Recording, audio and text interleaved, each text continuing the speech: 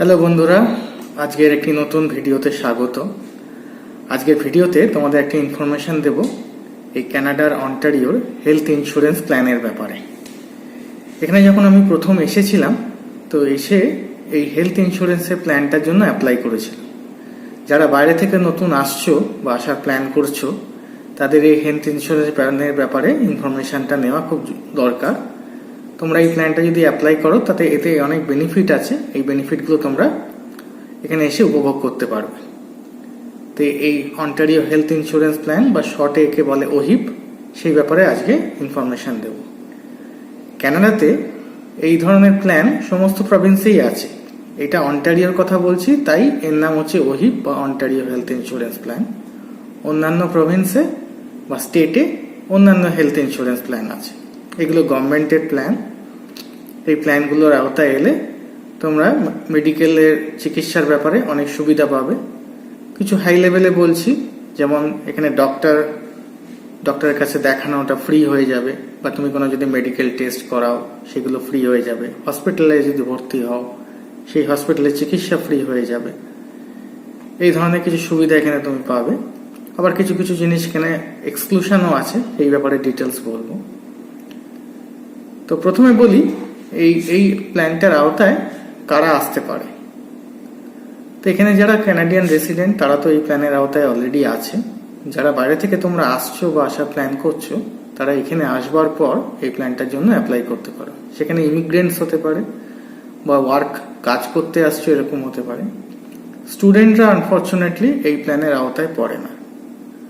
যতক্ষণ না তুমি কাজ করছো ততক্ষণ তুমি এই প্ল্যানের আওতায় আসতে পারবে না। তার প্রধান কারণ তোমাকে ট্যাক্স পে করতে হবে এখানে। এই ট্যাক্স পে করার ফলে এই প্ল্যানের আওতায় তুমি আসতে পারবে।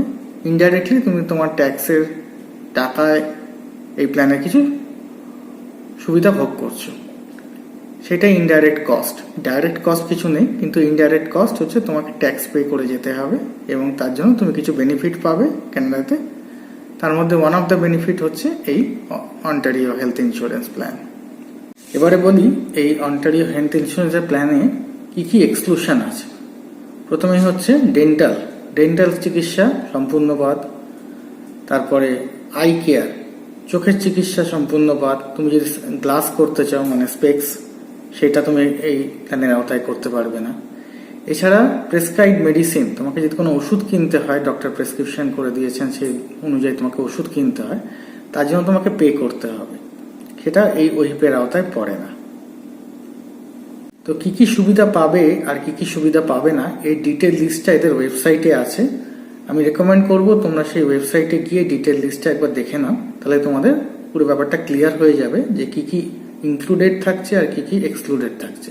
যে কোনো হেলথ ইন্স্যুরেন্সের প্ল্যানে যেমন করে আমরা দেখে নিই যে কি কি কভারেজের মধ্যে আছে আর কি কি এক্সক্লুডেড, সিমিলারলি এখানেও তোমাকে দেখে নিতে হবে। কিন্তু বেশিরভাগটাই যেহেতু কভার হচ্ছে, তাই তোমার দিক থেকে এই হেলথ ইন্স্যুরেন্স প্ল্যানটা নিলে খুব সুবিধা। আর এটা ফ্রি অফ কস্ট, মানে তোমাকে কোনো পে করতে হবে না এই প্ল্যানের জন্য। শুধু তোমাকে কাজ করলে ট্যাক্স দিতে হবে, সেটা তোমাকে এমনিই দিতে হবে। সেই ট্যাক্সের মানি থেকে তোমার এই ইন্স্যুরেন্স প্ল্যানে তুমি সুবিধাগুলো ভোগ করতে পারবে। ওহিপে স্টুডেন্টরা কভার নয়, এটা একটা আনফর্চুনেট কেস, কিন্তু স্টুডেন্টের এই ওহিপ কভার করে না। সেক্ষেত্রে যারা স্টুডেন্ট ভিসায় আসছো এখানে পড়তে, তারা তোমাদের কলেজ বা ইউনিভার্সিটিতে খোঁজ করো তোমাদের জন্য স্পেশাল কোনো হেলথ ইন্স্যুরেন্স প্ল্যান তোমাদের কলেজ বা ইউনিভার্সিটি প্রোভাইড করছে কিনা। যদি করে থাকে সেই হেলথ ইন্স্যুরেন্স প্ল্যান তোমরা অপ্ট করো, যাতে এখানকার চিকিৎসাগুলো তুমি সেই হেলথ ইন্স্যুরেন্স প্ল্যান্সের মাধ্যমে কভার করতে পারবে। তখন তুমি গ্র্যাজুয়েট হয়ে যাবে বা চাকরির জন্য অ্যাপ্লাই করবে, then you can apply for OHIP after graduation, not before that. এবারে বলি এই প্ল্যানটায় যদি তুমি অ্যাপ্লাই করতে চাও কিভাবে করবে। এখানে অন্টারিওতে সার্ভিস অন্টারিও বলে একটা অফিস আছে গভর্নমেন্টের, অনেক জায়গাতেই এই অফিসটা আছে। সেটা তুমি ওয়েবসাইট থেকে দেখে নেবে কোন কোন অফিসে গেলে এই ওহিপের জন্য তুমি অ্যাপ্লাই করতে পারবে। সব অফিস এই অ্যাপ্লিকেশনটা নেয় না, এদের বিভিন্ন কাজ করে এই অফিসগুলো। তার মধ্যে কিছু কিছু অফিস আছে যেখানে তুমি ওহিপ অ্যাপ্লাই করতে পারবে, সেটা ওয়েবসাইট থেকে দেখে নিও। আমি এই সার্ভিস অন্টারিও ওয়েবসাইটের লিঙ্কটা আমার ডেসক্রিপশনে দিয়ে দেবো, ওখান থেকে তোমরা দেখে নিও ডিটেলস ইনফরমেশনটা। এখানে অ্যাপ্লাই করতে গেলে একটি অ্যাপয়েন্টমেন্ট করতে হয়। এছাড়া অ্যাপয়েন্টমেন্ট ছাড়াও এটা হয়, কিন্তু তাতে একটু সময় লাগে। বেস্ট অন ইউর লাক, তোমার যদি ওদিন ভিড় কম থাকে তাহলে তোমার তাড়াতাড়ি হয়ে যাবে, নাহলে তোমাকে একটু লাইনে দাঁড়াতে হবে, কিউতে দাঁড়াতে হবে, তাহলে তোমার সেখানে হয়ে যাবে। তাই অ্যাপয়েন্টমেন্টটা ম্যান্ডেটারি না, বাট রেকমেন্ডেড। কি কি ডকুমেন্ট লাগে এটা অ্যাপ্লাই করতে তার একটা ডিটেল লিস্ট ওদের ওয়েবসাইটে আছে। আমি হাই লেভেলে কিছু বলে দিচ্ছি তোমাদের সুবিধার জন্য। একটি আইডেন্টিটি প্রুফ লাগে, যেটা তোমার ক্যানাডিয়ান কোনো আইডেন্টিটি হতে পারে, বা তুমি যদি বাইরে থেকে আসো, passport is the best identity proof.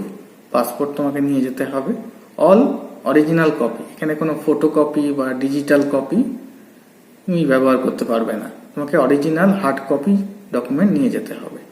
তা আইডেন্টিটি প্রুফ হিসাবে পাসপোর্ট বা ড্রাইভিং লাইসেন্স, বা ক্যানাডিয়ান যদি অন্য কোনো আইডেন্টিটি প্রুফ থাকে, যেমন স্টেট আইডি কার্ড, এই ধরনের কিছু আইডেন্টিটি প্রুফ। এছাড়া ডিটেল লিস্টটা ওয়েবসাইট থেকে দেখে নিও। এছাড়া লাগে তোমার ইমিগ্রেশন লেটার, মানে ওয়ার্ক পারমিট, বা তুমি যদি পার্মানেন্ট রেসিডেন্ট হিসাবে এখানে আসো, সেই পার্মানেন্ট রেসিডেন্টের কার্ড, এই ধরনের এগুলো লাগে, ডকুমেন্টগুলো লাগে। এছাড়া লাগে তোমার এমপ্লয়মেন্ট লেটার। তুমি এখানে যে কাজ করছো, তোমার এমপ্লয়ের কাছ থেকে একটি অফিসিয়াল লেটার হেডে সেই লেখাটা থাকবে যে তুমি কোন কোম্পানিতে কাজ করছো, তোমার কি পজিশন সেখানে, কবে থেকে কাজ শুরু করেছো, কতদিন কাজ করবে। মিনিমাম তোমার 6 মান্থসের একটা ওয়ার্কিং পিরিয়ড দেখাতে হবে, যে তুমি অ্যাটলিস্ট 6 মান্থসের জন্য কাজ করছো। আর ফুল টাইম এমপ্লয়িরাই এটাকে অ্যাপ্লাই করতে পারে। তুমি যদি কন্ট্রাকচুয়াল বেসিসে কোথাও কাজ করো, তাহলে তার ভিত্তিতে তুমি ওহিপ অ্যাপ্লাই করতে পারবে না।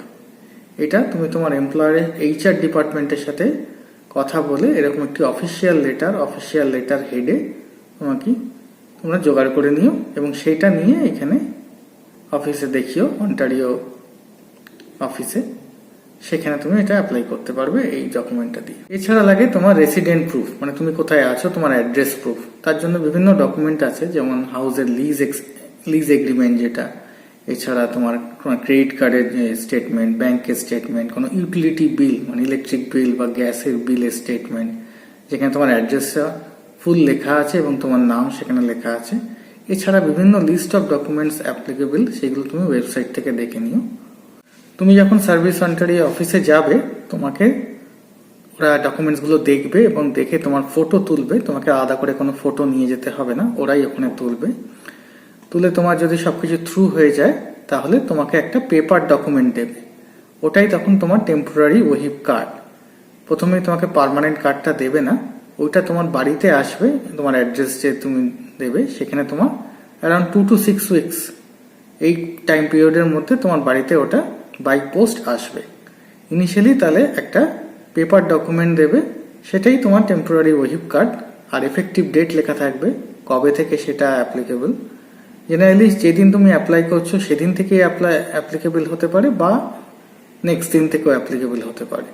আর এটার ভ্যালিডিটি হবে তোমার ওয়ার্ক পারমিট বা পার্মানেন্ট রেসিডেন্ট কার্ড যতদিন আছে ততদিন। তুমি এই জিনিসগুলো ভালো করে ওখানে মিলিয়ে নেবে, দেখে নেবে যে তোমার ভ্যালিডিটি কতদিন, কবে থেকে এফেক্টিভ, তোমার নাম ঠিক আছে কিনা। কেন কাউন্টারে কোনো কিছু রেকটিফিকেশন করা খুব ইজি। একবার যদি তুমি এখন থেকে চলে আসো, তাহলে তোমাকে আবার নতুন করে প্রসেসটা করতে হবে রেকটিফিকেশনের জন্য, সেটা একটা লেন্দি প্রসেস। তাই জন্য কাউন্টার ছাড়বার আগে তোমার ডিটেলস যে কার্ডটা তোমাকে দেবে, ওই পেপার ডকুমেন্ট, সেটা তুমি ডিটেলসে ভালো করে দেখে নিও, যে সমস্ত তোমার ডিটেলসগুলো এবং এফেক্টিভ কবে থেকে এবং কতদিন অবধি, এটা যেন তোমার ওয়ার্ক পারমিটের সঙ্গে ম্যাচ করে, সেইগুলো ভালো করে মিলিয়ে নিও। আর 2 to 6 উইকসের মধ্যে তোমার পার্মানেন্ট কার্ডটা চলে আসবে। পার্মানেন্ট কার্ডটা অনেকটা এইরকম দেখতে হয়, একটা ফটো আইডি কার্ড। আমি ডিটেলসটা ইচ্ছা করেই গার্ড করে রেখেছি, বাকিটা তুমি দেখতে পাচ্ছ। এই ধরনের একটি কার্ড তোমার বাড়িতে আসবে, and then you can carry this card to all the places, like যেগুলো বললাম, ডক্টরের কাছে বা কোনো মেডিকেল ইমার্জেন্সির জন্য, তোমাকে যদি চিকিৎসার জন্য কোথাও যেতে হয়, তোমাকে এই কার্ডটা সঙ্গে রাখতে হবে এবং ক্যারি করতে হবে। যখন কোনো চিকিৎসার জন্য যাবে, আইদার কোনো ডক্টরের কাছে, কোনো ফ্যামিলি ডক্টর বা ওয়াকিং ক্লিনিকে, বা কোনো প্যাথোলজিক্যাল সেন্টারে টেস্টের জন্য, বা হসপিটালে, প্রথমে তুমি জিজ্ঞেস করে নিও তোমার যে চিকিৎসাটা হবে সেটা ওহিপে পুরো কভার করবে কিনা। কারণ ক্যানাডাতে কিন্তু চিকিৎসা বেশ এক্সপেন্সিভ, তাই তোমাকে যদি নিজের থেকে দিতে হয় সেটা অনেকটা খরচ হয়ে যাবে। তো ওহিপে সেই চিকিৎসাটা পুরোপুরি কভার করবে কিনা তুমি প্রথমেই জেনে নিও রিসেপশন থেকে বা অন্য কোনো কনসার্ন যে ডিপার্টমেন্ট এগুলোকে দেখছে তাদের থেকে দেখে জেনে নিও যে ওহিপের মাধ্যমে তোমার পুরো চিকিৎসাটা কভার করবে কিনা। আর যদি না করে কতটা করবে না, তার জন্য কতটা কস্ট তোমাকে বিয়ার করতে হবে, সেই ইনফরমেশনগুলো তুমি আগেই জেনে নিও। তাহলে তুমি একটা মেন্টালি প্রিপেয়ার থাকবে এবং ফিনান্সিয়ালিও প্রিপেয়ার থাকবে যে তুমি সেটা অ্যাফোর্ড করতে পারবে কিনা, এবং you can take the decision accordingly. তো এই জিনিসটা ভালো করে আগে জেনে নিও। ওইপে মোস্টলি সবকিছুই কভার করে, বাট কিছু কিছু এক্সক্লুশন তো আছে, সেইগুলো এক্সক্লুড করে। তো সেইগুলোই তুমি ডিটেলস একটু জেনে নিও। সেটা তোমার যদি কোনো পার্সোনাল বা তোমার যে কোম্পানিতে তুমি কাজ করছো তাদের কোনো মেডিকেল ইন্স্যুরেন্স হয়, তাদের থেকে তোমাকে জেনে নিতে হবে যে তারা কভার করছে কিনা।